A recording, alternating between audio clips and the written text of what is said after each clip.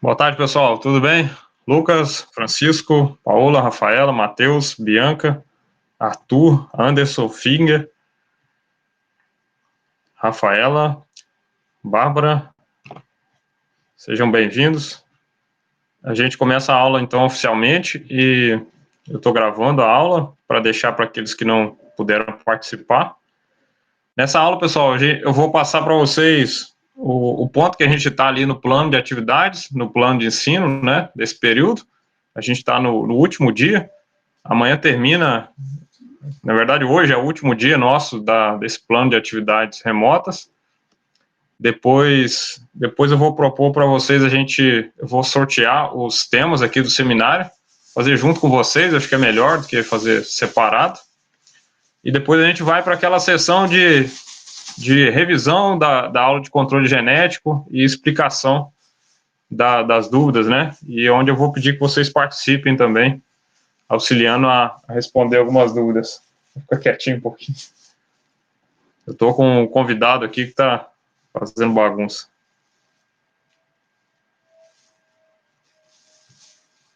Então, vamos lá. Se alguém tiver alguma dúvida, quiser abrir o microfone e falar, tá? Pode ficar à vontade.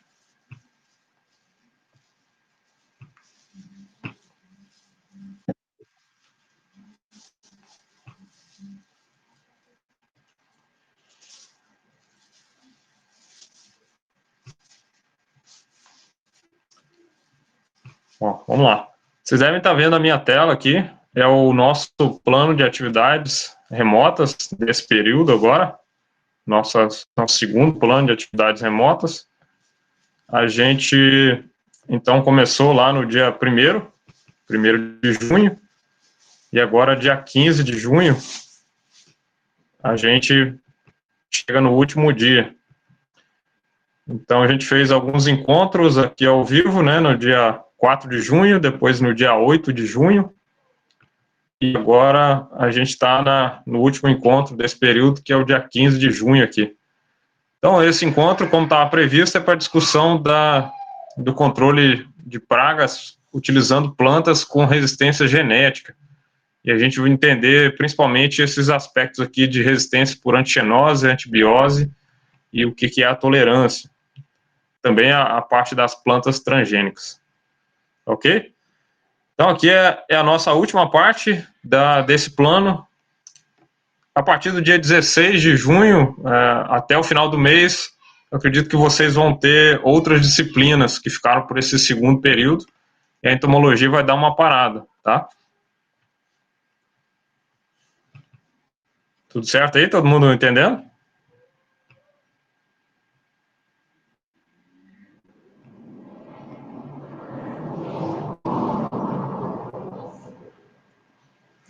Pessoal, Francisco, algum retorno?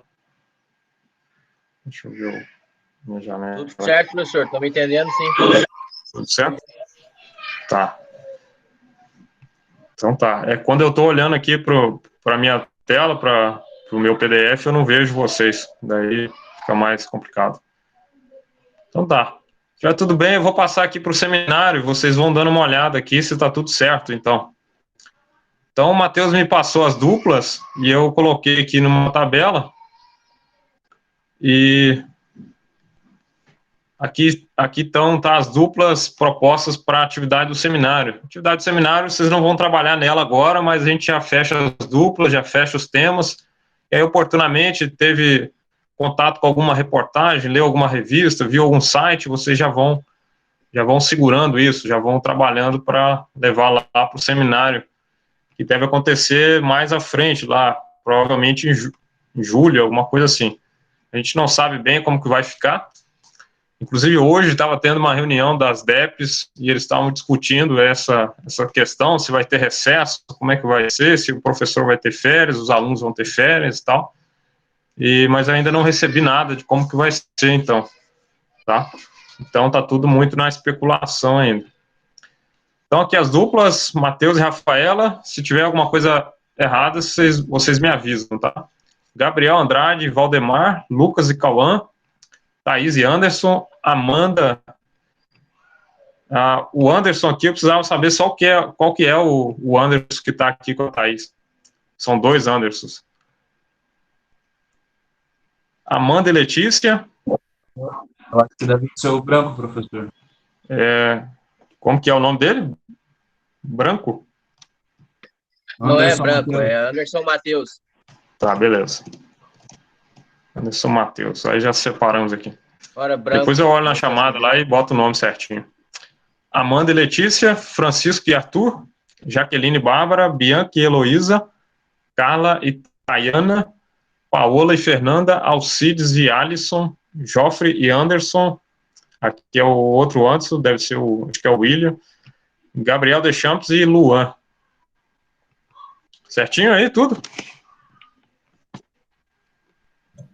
Certinho. Podemos sortear, então, esses temas rapidinho? Pode sortear. Pode dar. Vem cá, meu ajudante aqui. Vou chamar meu ajudante aqui para acompanhar o sorteio aqui. Não sei se vocês estão vendo ele aqui. Esse aqui é o Pedro. Estamos vendo ele sim, professor. Então. Vamos ver se o Pedro dá sorte aí O para Pedro nós. dá mais Então. sorte que o professor, né? Então a gente tem os temas aqui do seminário. Eu botei 15 temas. Alguns aqui a gente botou até por sugestão, né? E dependendo, a gente pode trocar também esses temas, tá? Dependendo do interesse da pessoa. O importante é que a pessoa pegue uma cultura que ela tenha desejo, que ela tenha interesse de estudar, porque isso ajuda bastante, né? Na dedicação que a gente toma em relação ao assunto. Então, o Pedro vai sortear cada papelzinho aqui. Espero que não demore. E eu vou colocar aqui na frente da dupla qual é a cultura. Então, à medida que for saindo, eu vou escrevendo aqui na frente, tá bom? Na frente do primeiro aqui, e assim a gente faz o sorteio já. Tá? Vamos lá, Pedro? Primeiro papelzinho, entendeu? Vamos lá, rapidinho. Isso. Então, sai o primeiro aqui, parece que é um 5, isso? Parece que é um 5, foi um 5 aqui. Quem preparou esses papéis não fui eu também. Então, lá, a cultura da videira, vou botar aqui na frente do Matheus e da Rafaela. Mais um papel, rapidinho. Vem pra cá, rapaz. Gabriel, Andrade e Valdemar. Vamos lá, rapidinho. Isso. Vamos sortear aqui mais um. Isso, já vai pegando outro aí. É o tema 12, então tá aqui. 12, cana-de-açúcar. Então, vou botar aqui, cana-de-açúcar. Cana-de-açúcar. Próximo aqui já é Lucas e Cauã. A gente tem, então, o tema 14. 14 é a cultura do feijão. Então, são todas culturas muito importantes, pessoal, para o Brasil, para a sociedade. A gente consegue ter uma boa quantidade de informações sobre elas. Vamos rapidinho. Isso. A1, pode tirando o outro. Saiu um agora, cultura da cebola. Mais um aí, vamos rapidinho. 15. Agora saiu 15, então, eucalipto. Eu vou deixar eucalipto e pinos, dependendo, dá para tratar junto, dependendo, pode separar, tá? Depende. Eu não conheço bem as pragas do eucalipto e pinos para saber se dá para trabalhar junto ou se tem que ser separado. Tem pragas que são comuns, né? Como o cupim, por exemplo, formigas. Tema 2 agora é a cultura do tomate aqui para o Francisco. Aqui pode ser tomate ou batata, tá? Eu tirei a batata ali, mas pode ser tomate ou batata, que vocês preferirem. As duas são solanáceas e tem pragas muito semelhantes também. Outro. 7. Então, 7 aqui é a bananeira. Então, a cultura da banana, né, bem importante para várias regiões, e a nossa região aqui também. Mais um? Vem cá, você tem que mostrar o seu sorteio, cara. Você está fazendo bagunça aí. Aqui para Bianca e Heloísa, É a 4, então, cultura da abóbora. Aqui para a Carla e a Tayana. Lá. É o papel. Esse aqui é o papel 6 ou 9? 6, né? 6. 6 é a cultura da laranja. Laranja, vocês vão procurar também como citros, tá? Para as pragas dos citros. Vamos lá, mais um. Tema 8. Tema 8 é a macieira. Então, a cultura da maçã, muito importante aqui para o estado, né? A região serrana. A gente está no estado com uma participação bem importante nessa cultura. Aqui o 9 agora, para o Alcides e para o Alisson, cultura do algodão. Bastante coisa em relação às pragas do algodão. Mais um. E aqui o 13. 13 a gente tem a cultura do milho. Então milho, bastante coisa também, né? Para o Joffrey e para o Anderson. E mais um. Isso. Saiu 11 agora. 11 é a cultura do café. Então, o cafeeiro. Aqui para o Gabriel Deschamps e o Luan. Certinho, pessoal? Alguma dúvida? Agora acabou. Essa aqui está sobrando. Tá. Então, ficou aqui a cultura do arroz. Ficou sem ninguém, tá? Uma cultura bem importante. Aqui para a nossa região, para o Rio Grande do Sul também, principalmente. 3. A cultura do arroz, então, tá vaga. Vou deixar aqui como opção. 10 aqui o arroz e o 3 foram os dois papéis. O soja não foi também, né, professor? Isso, e o 3 são as brascas aqui. Eu acho que a gente não botou a soja aqui também, né? É verdade. A nossa lista está sem a soja também, que é bem importante, né, para o nosso país. Então, vamos deixar a soja aqui também. Tá bom? Então, aqui eu vou deixar como opções, tá? Opções para a troca. Às vezes a pessoa pegou eucalipto, quer trocar por uma dessa, dá para fazer. Então, fica 3 opções boas aqui. Poderia botar mais uma opção aqui também, que é uma cultura bem importante, que a gente trabalha pouco, é a cultura da mandioca, tá? Bastante, bem importante para várias regiões aqui no Brasil. Não está aqui. Tá bom? Certinho, pessoal? Trigo também? Isso, tem outras mais aqui, né? Podemos lembrar do trigo também. O trigo a gente é um pouquinho mais fraco ainda, né? Mas é bem importante também a produção de trigo no país. Então, acho que as principais a gente tem aí bem contempladas, uma boa diversidade, desde grandes culturas a olericultura, algumas perenes. Então, acho que é importante para a gente ter essa visão de como que muda um pouco as estratégias de manejo de pragas, quando eu estou falando de uma cultura que tem um ciclo aí de 60 dias, 90 dias, e outra que é uma cultura perene, né, que vai estar vários anos ali no campo.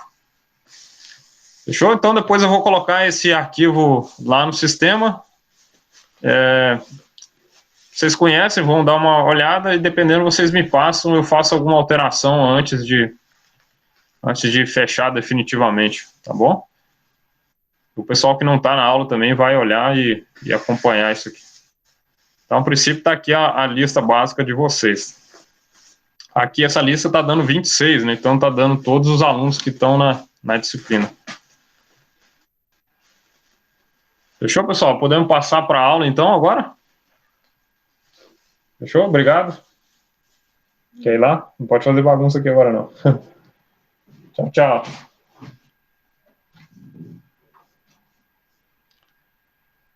Vamos passar para a aula, então, agora? Todo mundo ouviu, pôde assistir a videoaula lá de controle genético e conseguiu ouvir aquele áudio sobre as plantas transgênicas? Eu não consegui ouvir o áudio só. Tá. No meu computador não deu certo, não sei. Não funcionou? Não. Tá, não, legal. Talvez tenha que passar para algum outro formato. Eu não. Passar para algum outro formato ali para. Mas o áudio é o mesmo que o professor mandou no WhatsApp, né, professor? Isso, eu mandei ele pelo WhatsApp e eu coloquei ele aqui no sistema também. Então tá aqui o áudio. Acho que tem Aí mandei o texto de base aqui para leitura, né? Sobre plantas transgênicas e a videoaula, que tá aqui. Então tá nesse tópico aqui do dia 10 de junho, tá lá no sistema. Então quem não estiver conseguindo, se quiser, eu posso botar esse áudio em outro formato também para a gente trabalhar um pouco mais nele. Tá bom? Então vamos lá. Eu vou fechar aqui.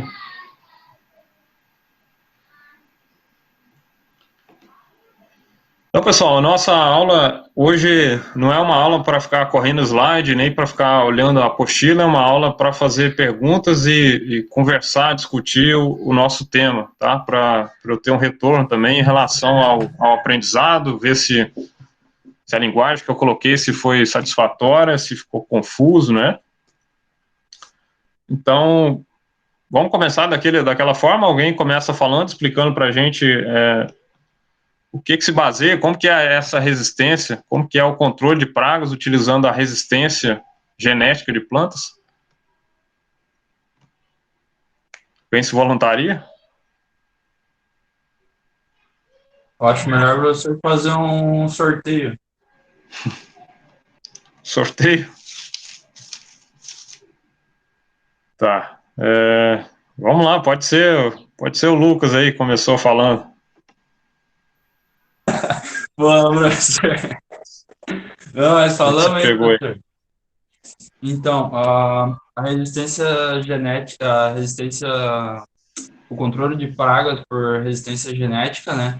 Ele é uma capacidade herdável das plantas, né? Ele então pode, as plantas que têm essa capacidade de resistência, elas podem ter essa resistência em três modos, né? Ela pode sofrer o ataque, mas não sofrer dano, né? Ela pode ter um vigor e isso superar, né, o ataque que ela sofreu. No caso, como eu falei, né, ela pode superar e recuperar rapidamente e também pode suprimir a população de insetos, né? Essa supressão de insetos é causada por fator morfológico ou bioquímico que a planta pode estar exercendo ali sobre o inseto, né? No caso, essa supressão, ela afeta o metabolismo e o comportamento, ou o comportamento desse inseto, né? No caso do metabolismo, ela vai ser por parte da alimentação ali, né? E no caso do comportamento, vai ser por parte da oviposição e questões de abrigo também, né? Isso. Aí tem as questões dos graus, né, de resistência genética, né, que para uma melhor organização, acredito eu, foi separado assim, né, então as plantas, elas podem ser imunes, né, comparado com outra cultura, comparado com outra cultivar do mesmo nível de ataque, né, ela pode ser imune, ela pode ser resistente também, né, que ela vai sofrer menos dano do que outra cultura com o mesmo nível de ataque e também pode ser suscetível, o qual vai receber um maior dano, né, em relação a outra cultura com o mesmo nível de ataque. Ele pode ser tolerante também, né? Isso, mas daí é os mecanismos, né, de... Ah, verdade, Chico, verdade. Isso, a gente vai chegar lá, mas o Lucas colocou bem, né? Então, nessa primeira parte, eu queria enfatizar com vocês que o controle por meio da resistência genética, ele é diferente dos outros controles porque ele está baseado numa característica herdável, tá ligado ao genótipo da planta em si. Então, não é algo que eu modifique no ambiente, sim o genótipo, tá? Então está muito ligado à escolha da cultivar, da planta, do genótipo em si que eu vou cultivar, ok? Então foi bem colocado aí pelo Lucas, tá? Explicou até mais do que a gente tinha passado. Então esse tópico seria o tópico da segunda pergunta, que o Lucas já colocou também, os graus de resistência genética. Então vocês entenderam o grau da imunidade, né?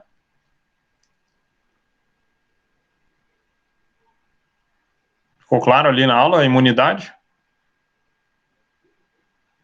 Sim, para mim. Só reforçando para isso é de acordo com a cultura, né?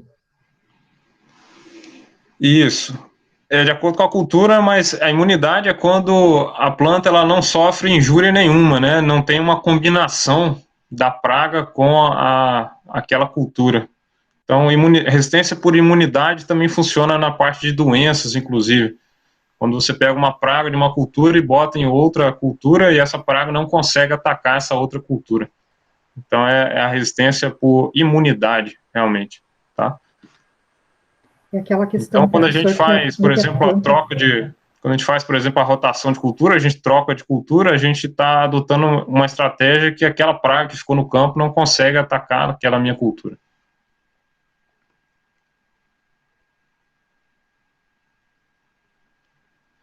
Isso. Então, a gente viu a resistência por imunidade. Depois o Lucas falou da resistência do grau de imunidade, grau de resistência, que é quando a planta ela sofre menos, né, do ataque, comparado a outras plantas, a outros genótipos da mesma cultura, sob o mesmo nível de ataque. E tem as plantas que são suscetíveis, quer dizer que na média elas têm um desempenho inferior a outras, elas são mais atacadas. Geralmente tem uma certa... O pessoal chama de trade-off, né? Tem uma relação de perdas e ganhos aí.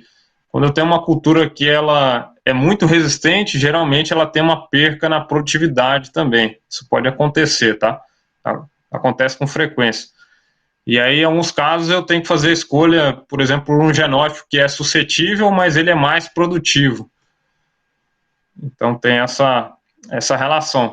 Às vezes, eu abro um pouco mão da resistência genética a uma praga e vou contar com o controle químico ou outras formas de controle para poder fazer o uso de um genótipo que é mais resistente, que é mais produtivo, na verdade. A Carla perguntou que se seria, né, a capacidade da planta suportar ou se recuperar as injúrias, né? Essa capacidade da planta suportar ou se recuperar das injúrias, ela está mais ligado à tolerância, aquele mecanismo de resistência por tolerância. Então, é a próxima parte aqui que a gente vai tratar. Rafaela perguntando o que acontece com as pragas que tentam atacar plantas imunes. Essas pragas, elas não vão conseguir fazer o ataque, então... Isso acontece porque, por exemplo, o aparelho bucal daquela praga, ele não é capaz de fazer o corte, né, de se alimentar da folha daquela outra cultura, ou porque aquela cultura tem algum composto na sua... algum composto na sua formação fisiológica, na sua biologia, que inibe o ataque também da praga. Então, essa praga, quando ela está numa cultura, onde essa cultura é imune a essa praga, aí essa praga, a tendência dela é morrer realmente, e aí vai fechar o ciclo das pragas. Por isso que encaixa muito bem eu pegar uma cultura, se eu estou cultivando tomate, e aí eu estou com muitas pragas de tomate ali, eu vou e troco e boto milho, né? Então não tem compatibilidade, muitas pragas do tomate não são compatíveis com a do milho. E aí essas pragas vão morrer, isso vai baixar bastante a população das pragas que eram do tomate. Depois eu volto para a minha cultura principal. Ok? Tá. Eu queria explicar uma questão também para vocês, que é a chamada resistência vertical e horizontal. Eu não falei lá no vídeo. A gente pode ter resistência vertical e horizontal ainda, quando a gente fala da resistência genética a uma praga. A diferença básica entre elas é que a resistência vertical geralmente é como aquela do BT, onde se a planta tem resistência vertical, ela não sofre o ataque da praga, a praga não vai conseguir efetuar uma injúria nela. Então, é o caso lá do BT, por exemplo. E se a resistência é horizontal, é esse tipo de resistência onde a praga ela efetua ataques, mas a planta não tem a sua produtividade comprometida ou ela tem uma tolerância maior a esse ataque, tá? Então a gente pode ouvir, vocês podem encontrar esse termo também, resistência horizontal e resistência vertical.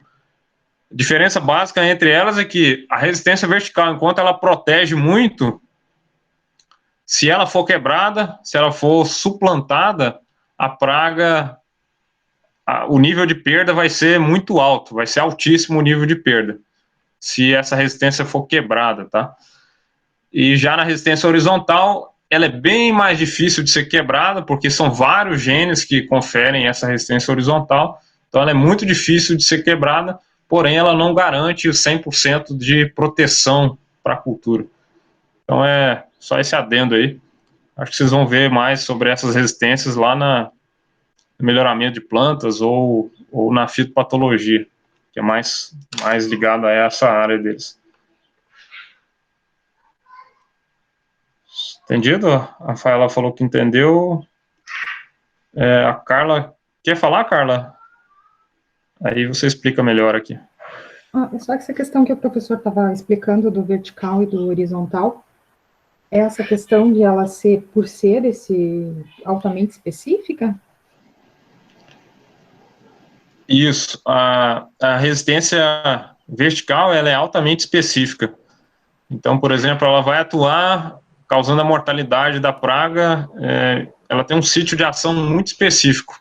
E aí, quando aparece um indivíduo na população dessa praga que é resistente a esse sítio de ação, onde a planta atuava e causava mortalidade, aí esse indivíduo resistente ele vai se multiplicando, vai aumentando de população, e aí ele consegue, então, causar um prejuízo, causar o dano em grande nível, né?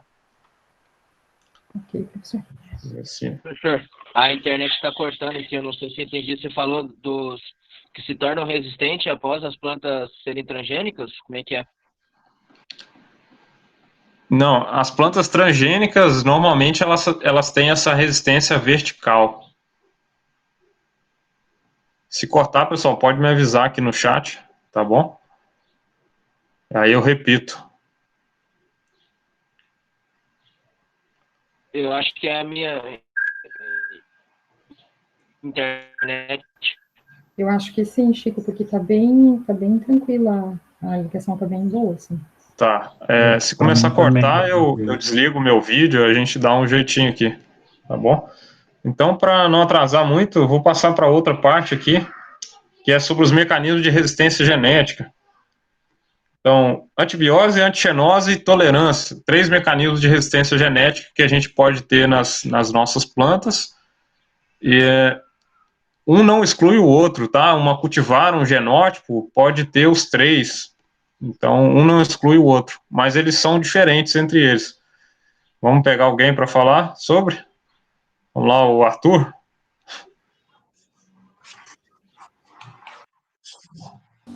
Opa, Isso. tá me escutando?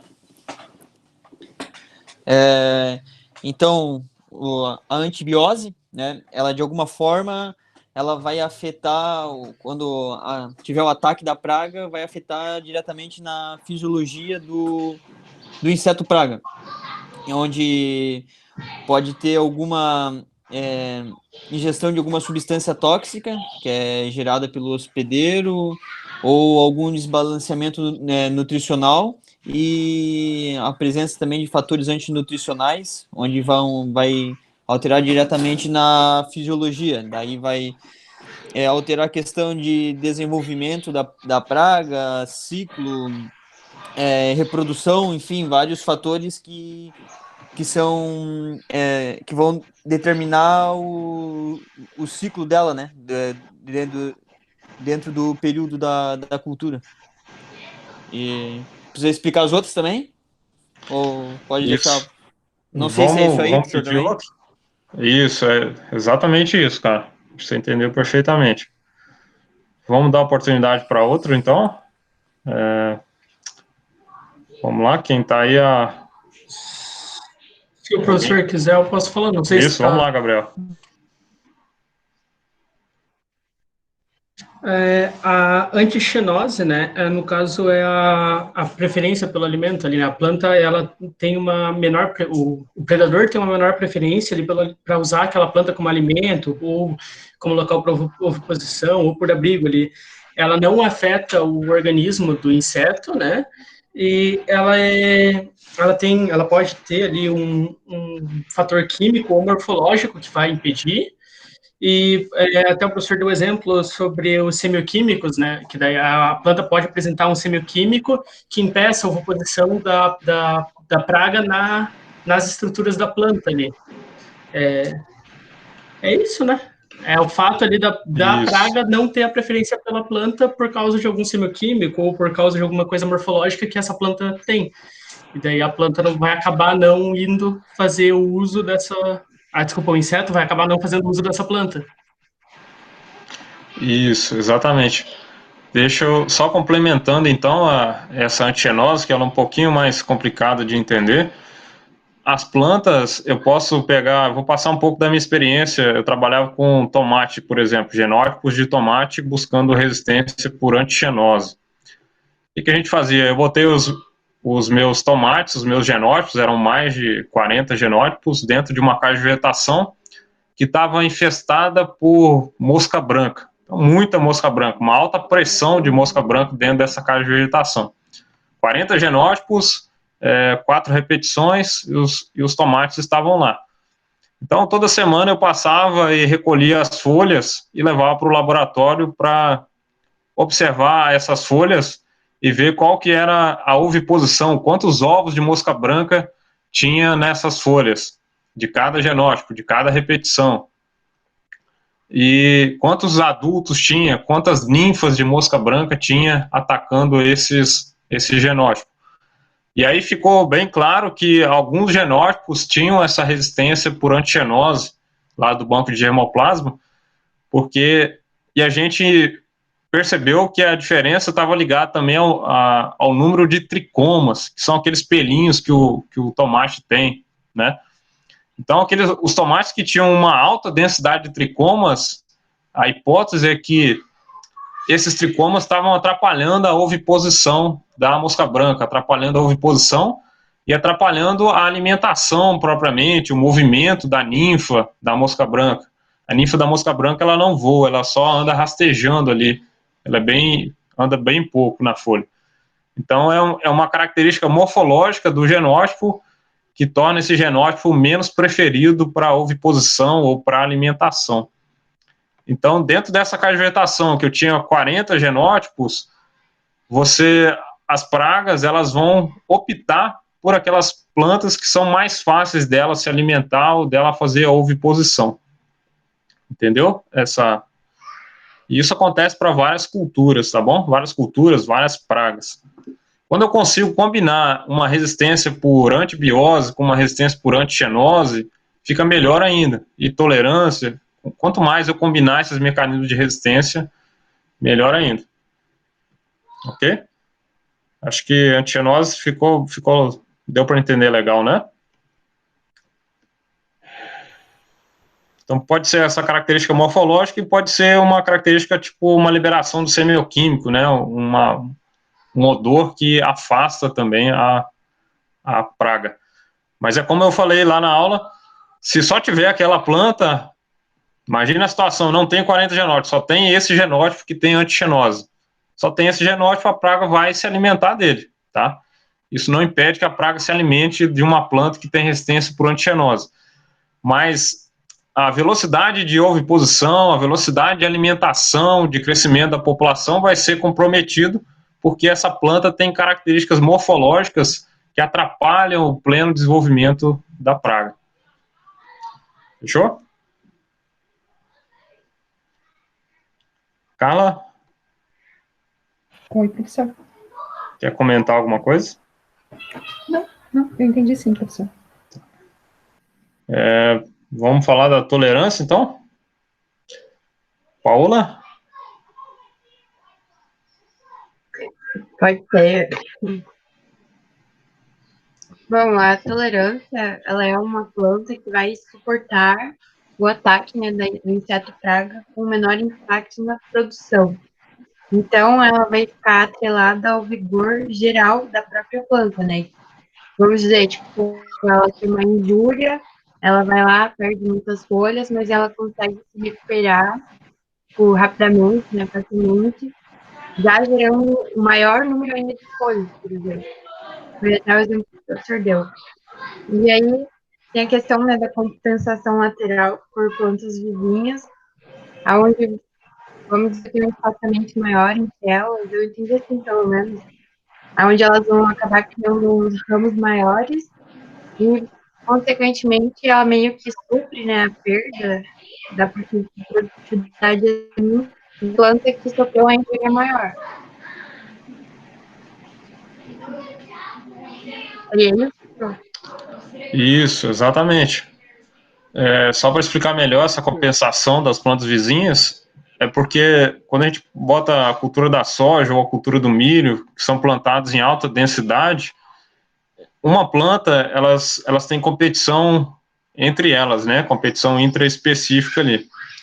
E aí, quando uma dessas plantas ela sofre um ataque da praga e essa praga compromete parte da área foliar dessa planta, a planta que é a vizinha, ela começa a receber mais luz, começa a ter mais espaço para ela, e aí ela entrega um resultado, ela consegue crescer mais e compensar a perda na produtividade daquela planta que sofreu mais pelo ataque.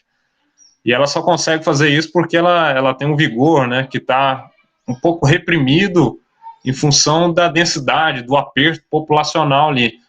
Então, todas elas estão crescendo nesse aperto populacional. Quando alguma sofre algum impacto da praga, a outra consegue compensar, ela consegue ter vigor, energia para expandir as folhas e aí entregar uma produtividade por planta um pouquinho maior do que a média das outras plantas que tiveram menos espaço para crescer.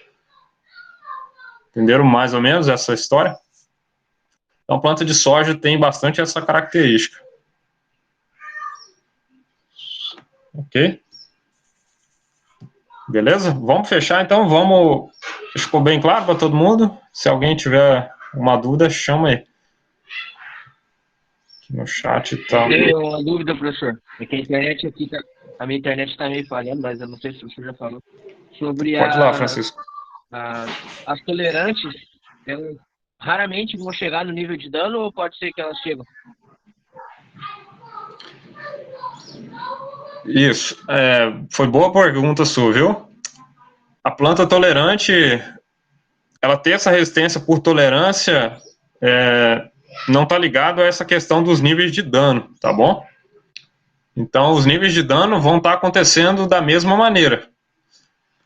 A planta tolerante, a única diferença é que ela sofre menos sobre o mesmo nível de ataque da praga. Então, imaginem que essa praga também vai atingir nível de controle lá quando eu estou cultivando um genótipo que é tolerante, só que o impacto desse ataque vai ser menor nesse genótipo que é tolerante comparado a um genótipo que é suscetível, né, que não tem essa resistência por tolerância. O que pode acontecer em função da experiência do produtor e do técnico, né, ele poder aumentar um pouquinho o nível de controle dele, se ele está ciente que a planta dele tem tolerância e que aquele nível de ataque não representa uma perda significativa, né? Não compensa fazer controle naquele nível de ataque. Então, uma planta que tem resistência por tolerância, ela pode ter um nível de controle um pouco maior do que uma planta que é suscetível, muito suscetível ao ataque da praga. Entenderam mais ou menos? É porque a perda na produtividade ela é menor sobre o mesmo nível de ataque. Mas a perda acontece. A gente tem que fazer todas as estratégias de manejo possíveis para evitar que essa planta seja atacada. porque a tolerância ela só ameniza a perda, mas a perda acontece, tá bom?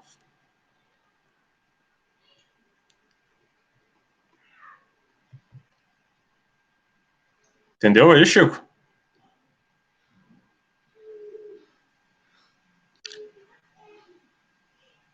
Francisco entendeu? Então vamos fazer só um exemplo bem a grosso modo, para ficar simples. Quando a gente fala de tolerância, a gente está falando de suportar, tá? Igual, por exemplo, vamos pegar o exemplo de duas pessoas. Uma não tolera o calor e a outra tolera o calor.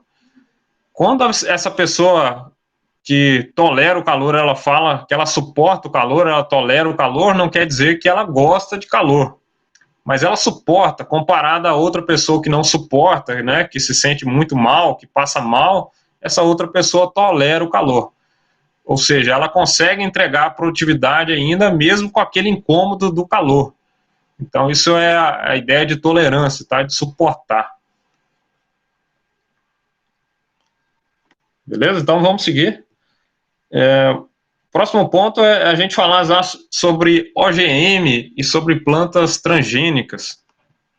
Então, lá no áudio que eu passei, eu abordei um pouquinho. O que vocês entenderam sobre essas plantas transgênicas, OGM? Ficou muito confuso ali?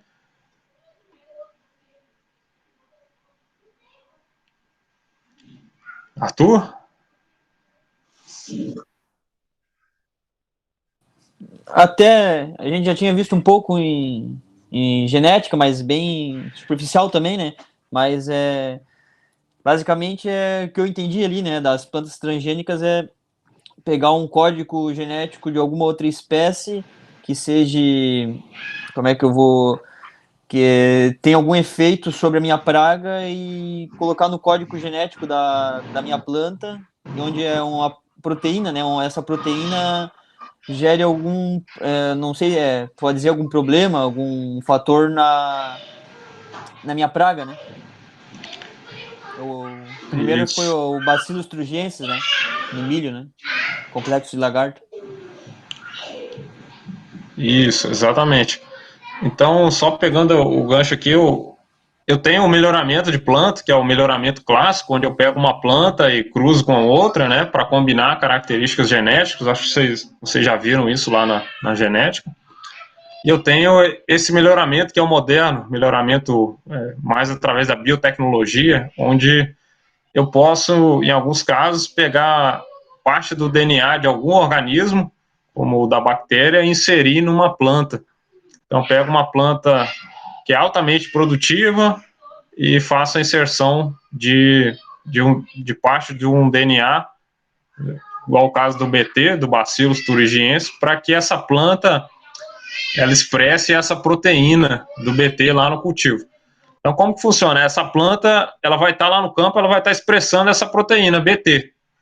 Ela vai ter essa proteína sendo expressada na sua folhagem, tá? Então, a praga, ao se alimentar dessa planta, ela automaticamente vai se intoxicar. Isso vai causar a mortalidade da praga. Entenderam? Ô, professor, tu poderia simplificar melhor, tipo, um exemplo de manejo? Porque, querendo ou não, quando tu pode, né, acabar criando uma resistência de praga muito grande, tanto em relação ao inseticida, que tu vai usar junto, aplicar ali. Poderia dar uma exemplificada? Isso. Então, o manejo de plantios transgênicos é que a gente não pode errar, porque como as pragas, o nível de controle da praga vai ser muito alto, quanto mais intenso é o grau de controle, por exemplo, se eu uso um método de controle e esse método de controle controla 80% da minha praga, é um controle baixo, tá? Então, eu não tenho muito risco de selecionar uma população de praga resistente. Agora, se o controle é muito alto, próximo lá de 98%, 99% das pragas são controladas, aí tem uma alta probabilidade de sobrar lá no campo alguma praga que é resistente. Aí isso a gente chama de pressão de seleção. Já ouviram esse termo, pressão de seleção? Então, a pressão de seleção é isso. quando eu boto essa planta que mata muito as pragas, eu preciso criar uma área de refúgio para que organismos, para que esses insetos dessa praga que são suscetíveis à proteína do BT, nesse exemplo, que eles sobrevivam e possam cruzar com aqueles insetos que sobreviveram da área que tinha o plantio transgênico. Isso é para diminuir, então, a pressão de seleção. Essa área que eu planto sem a planta transgênica é chamada de área de refúgio. Então, as culturas transgênicas têm na sua previsão de plantio, na sua orientação de plantio, que eu deixe alguma área como área de refúgio, para que essa pressão de seleção não seja muito alta. O desenvolvimento de uma praga resistente, como que é? Acho que eu não expliquei isso para vocês ainda, né? Então, lá no campo, funciona como em outros casos também, tá? Em relação a doenças, também funciona dessa forma. A gente fala que o controle químico gera pragas resistentes. Não é esse o termo, tá? O termo correto é o controle químico pode selecionar uma praga resistente. O indivíduo que é resistente ao controle químico ou à proteína do BT, ele já existe na população da praga. Ele não é criado pelo produto químico ou pelo BT, entendido? Esse indivíduo já está lá. A diferença é que ele é umzinho dentro de milhares, né? Então, o impacto dele na cultura não é perceptível.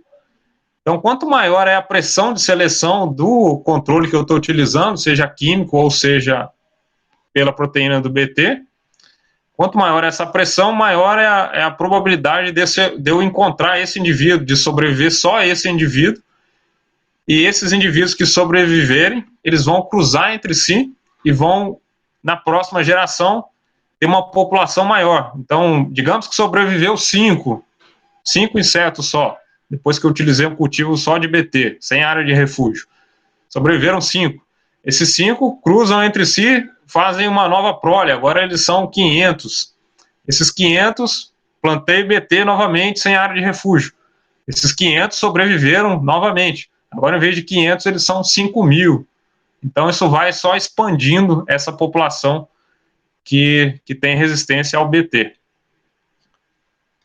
E aí, aproveitando o gancho, surgiu, então, como começou a aparecer populações resistentes ao BT de primeira geração, eles fizeram o chamado o BT de segunda e terceira geração, que é a proteína BT, mas que atua em outros 2 sítios de ação na praga.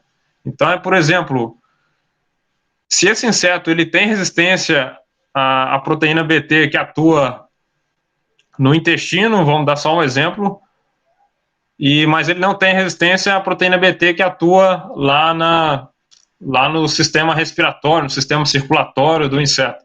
Então ele morre. E assim eles fizeram do primeiro, segundo e terceiro. Então, atualmente, na terceira geração do milho BT, eu tenho uma proteína que está atuando em 3 pontos no corpo do inseto, desse inseto. Então, para o inseto sobreviver a essa proteína BT de terceira geração, o milho BT de terceira geração, ele precisa ter resistência em 3 pontos específicos. Então, isso dificulta muito mais encontrar esse organismo resistente lá no campo, tá? É a chamada piramidação das proteínas BT. Muito confuso, né, Paulo? Acredito que na prática seja melhor, mas deu para entender bem. Tá, deixa eu olhar só o chat aqui. Isso. Por isso tem que fazer as áreas de refúgio, né? Quantos por cento que tem que ser uma área de refúgio? Então, a área de refúgio, a recomendação, seguindo lá o material do professor da UFV, que é especialista nessa área, é diferente de mim, que eu não sou dessa área, eles têm recomendado que essa área de refúgio esteja afastada uma distância máxima de 800 metros da cultura com a planta transgênica, tá? Então, naturalmente, eu preciso ter a área de refúgio próxima também da área com BT, né? Não adianta fazer uma área de BT, uma área com uma planta transgênica muito grande, e a área de refúgio ser muito pequenininha, muito afastada, porque aí aquela população que sobreviveu ao BT vai cruzar entre si. Então, o importante, pessoal, novamente, não é a gente ficar decorando números, é entender o porquê das coisas. Então, qual que é o porquê da área de refúgio? É ter uma área que indivíduos que são suscetíveis àquele método de controle sobrevivam e vão cruzar entre si, para que a próxima prole, a próxima geração, não seja só de indivíduos resistentes, tenha indivíduos suscetíveis também no meio dela. Ok? Então, acho que a gente falou sobre a pressão de seleção, é um ponto importante para vocês entenderem essa questão da resistência de uma praga a um controle. E isso, sobre a pressão de seleção, serve para quando a gente fala de controle químico também, e serve também quando a gente está falando sobre plantas transgênicas. Quando a gente fala também lá nas plantas daninhas sobre usar só o glifosato para fazer um controle, começa a aparecer algumas plantas que são resistentes ao glifosato.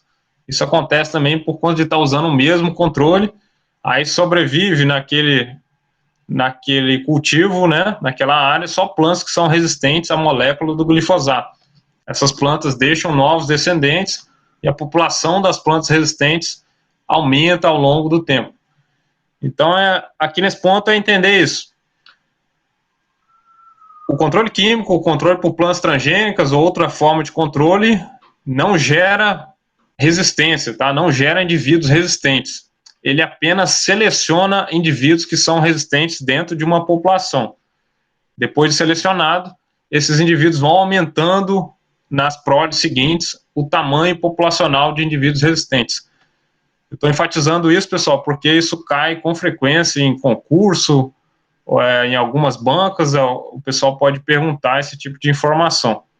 Que é muito comum você ouvir falar que essas formas de controle geram indivíduos resistentes na população. Então é só tomar esse cuidado com o termo aí, não é gerar, é selecionar indivíduos resistentes.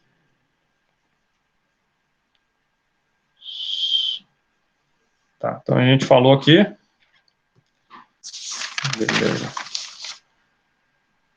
Alguma dúvida, pessoal? Alguém, pessoal que está na... Matheus, Bárbara, Bianca, que ainda não falou, se quiser, tiver alguma dúvida.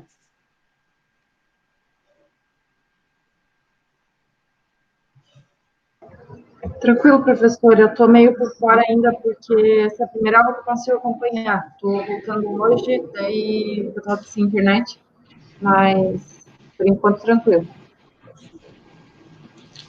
Tá, joia. Tá. Então, pessoal, o nosso assunto hoje era um pouco mais curto, a gente já vai encerrar, se vocês não tiverem mais dúvidas. Eu queria só perguntar a vocês o que vocês acharam do áudio.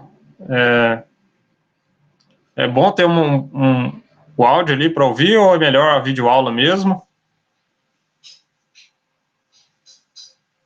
Professor, eu acho melhor a videoaula, porque tu tem uma resposta visual também, né?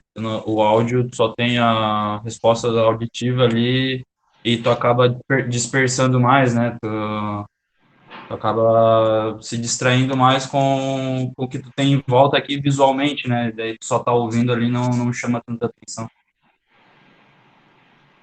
Eu Tá gosto certo. do áudio também, professor. Para mim, o Aham. áudio é bem válido. Eu gosto bastante do áudio, me ajuda bastante. Tá certo. Eu achei interessante o áudio também, que dependendo, às vezes, o tema, se não for muito grande, às vezes alguns tópicos menores pode ser pelo áudio mesmo, até para facilitar para o professor também.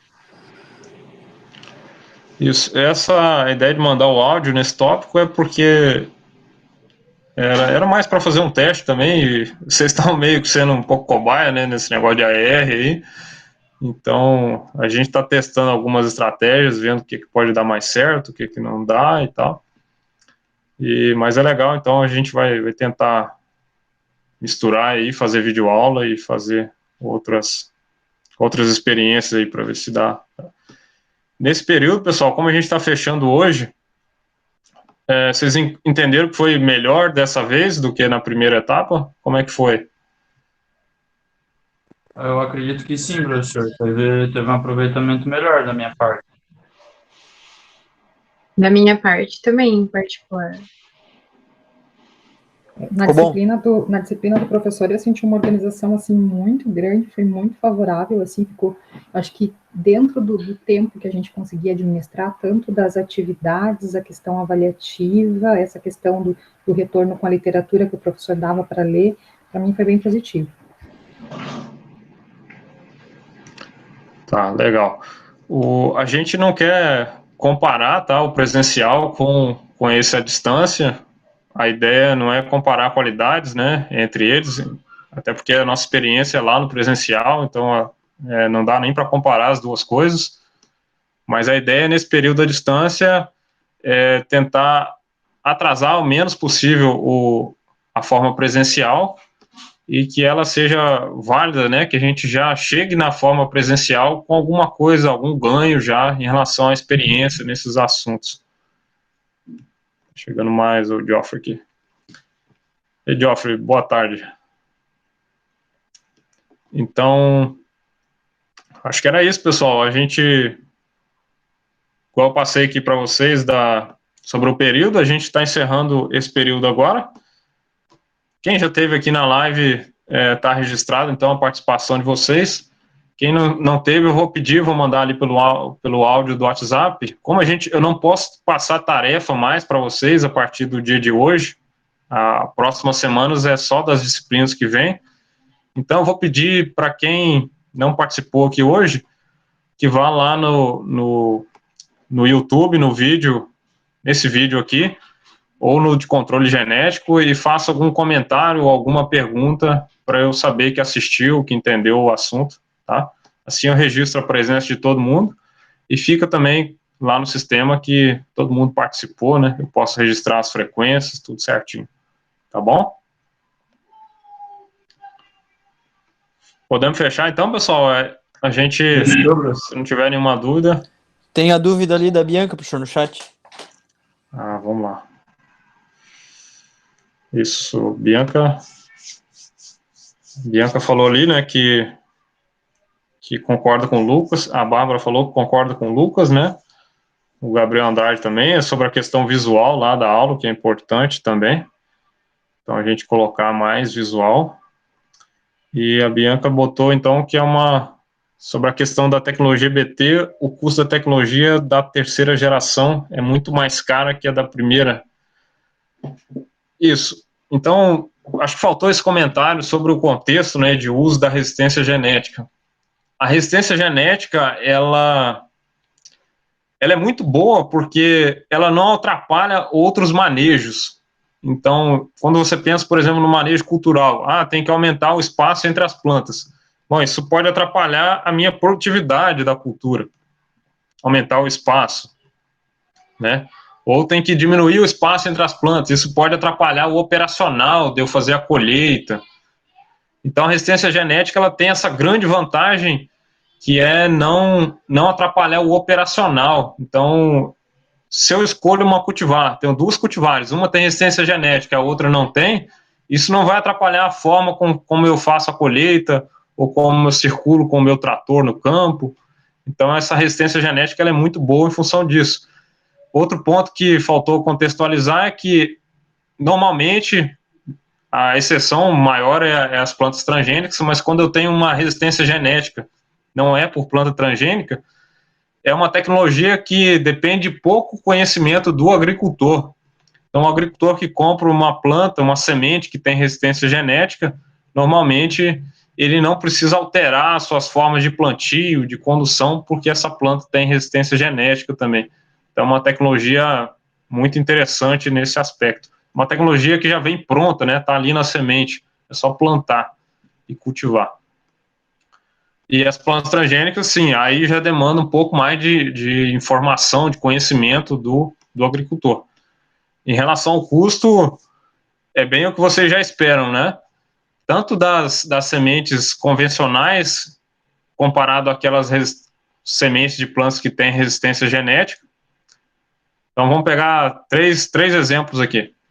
Semente de milho ou variedade, é aquele milho mais comum, né? Ele ele tem cruzamentos, né, por alogamia e produz aquela cultivar, que é uma cultivar que vem de variedade.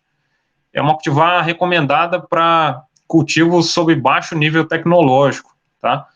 Onde o potencial genético da planta não precisa ser muito alto, porque eu vou oferecer um solo mais ou menos, vou fazer uma adubação mais ou menos, não sei se vai ter irrigação, então não se investe muito em semente, tá? Não gasto muito com semente. O outro caso é eu colocar uma planta de milho híbrida. Estou falando do milho, mas pode ser do tomate, pode ser de outras plantas, né? Planta de milho híbrido, um híbrido F1, por exemplo. A semente de híbrido F1 é uma planta que tem muito mais vigor, a planta ela tem uma capacidade de resposta muito melhor e a produtividade dessa planta normalmente é muito maior do que do milho variedade. Só que ela é uma planta onde eu tenho que colocar ela num ambiente de alto nível tecnológico, onde eu vou fazer irrigação, se for preciso, eu vou fazer uma adubação de primeira, manejo de praga, doença, vai ser tudo de primeira, tá? Então, o milho híbrido é como se fosse eu pegar um carro de primeira, né? Eu pego uma Ferrari, eu preciso também oferecer uma gasolina, oferecer toda uma estrutura para essa minha Ferrari entregar o potencial genético dela.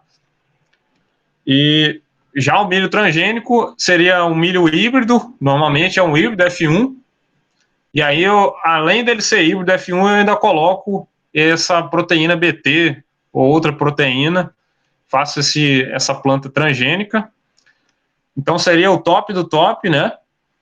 Então, para ambientes altamente tecnológicos ou cultivos altamente tecnificados, e o custo também é mais alto. Quanto melhor for a tecnologia e quanto mais moderna for a tecnologia, maior vai ser o custo, tá, dessa semente. Então, as empresas ganham, elas gastam bastante para desenvolver a tecnologia, e quando a tecnologia é mais nova, ela cobra mais caro no preço dessa semente. Então, o que eu tenho como técnico que decidir? Se aquela tecnologia que foi colocada na semente de resistência genética por transgenia, se ela é importante ou não para o meu manejo, para o meu ambiente de cultivo. Então, imagina, se eu tenho um transgênico para BT, para Helicoverpa azéa, mas se na minha região Helicoverpa azéa é de fácil manejo, é de fácil controle, não é uma praga importante para mim, será que justifica eu comprar um milho transgênico para essa, com a proteína BT para Helicoverpa? Então não faz muito sentido, né? Então eu vou adequar o meu manejo e utilizar esse controle por resistência genética de acordo com a minha necessidade. Se o meu ambiente não tem esse problema com essa praga, eu vou diminuindo a necessidade, tá? Então tudo é muito compatível com o ambiente, com o meu nível tecnológico. O custo da semente é alto, mas ele fica baixo se o meu sistema de cultivo for de alto nível tecnológico, né? Então, uma semente de milho F1 BT tem um custo muito alto para um sistema de cultivo de baixo nível tecnológico, onde o cara mal faz uma análise de solo. Já se eu estou no sistema de cultivo que eu faço irrigação, eu faço agricultura de precisão, então, num alto nível tecnológico, esse custo de uma semente de melhor qualidade, ele tende a representar menos, tá bom? Essa aqui é mais ou menos a ideia. Não sei se eu consegui responder mais ou menos a ideia da Bianca. Em termos de valor financeiro, eu tô por fora, tá? De quanto que custa essas sementes. Mas, geralmente, é bem mais caro, tá? Do tomate mesmo, eu acompanho um pouco mais tomate, né?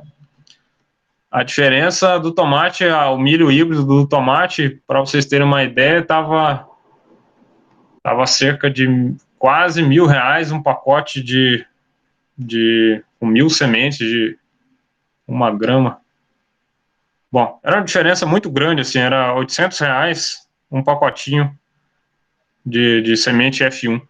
O preço da semente do tomate F1, ela chega a ser mais cara do que o preço da grama do ouro, dependendo da época, tá? Para vocês terem uma ideia.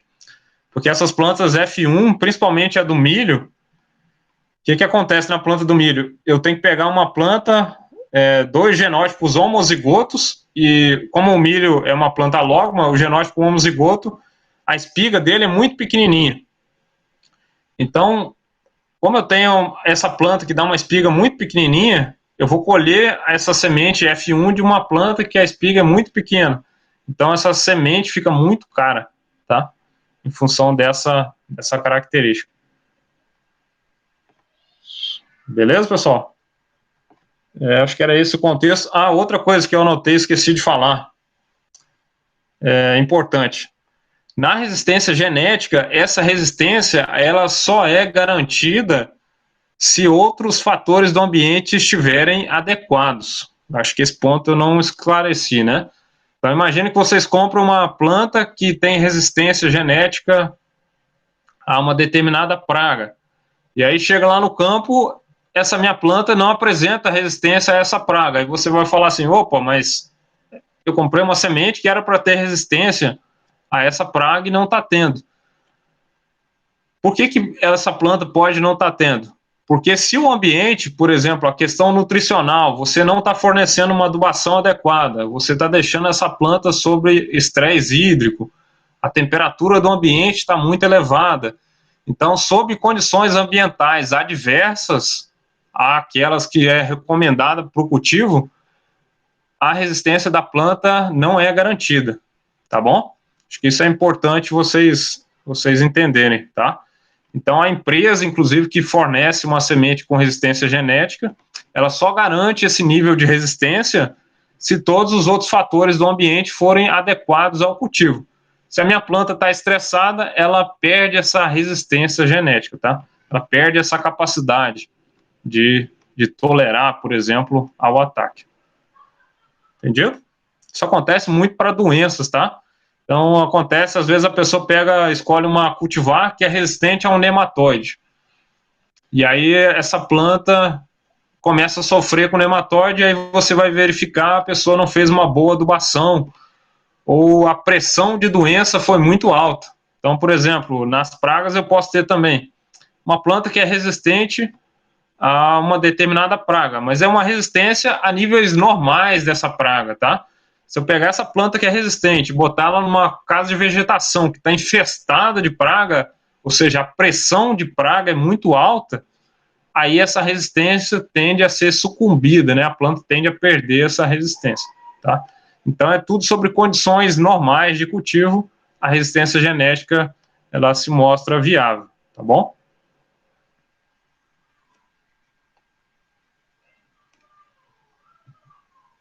Fechou, professor. Fechou então, pessoal?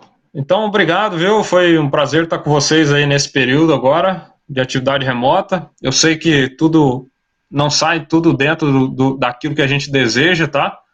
Mas a intenção é sempre ajudar, sempre fazer dar certo. E a gente vai estar junto, então, nos próximos períodos aí.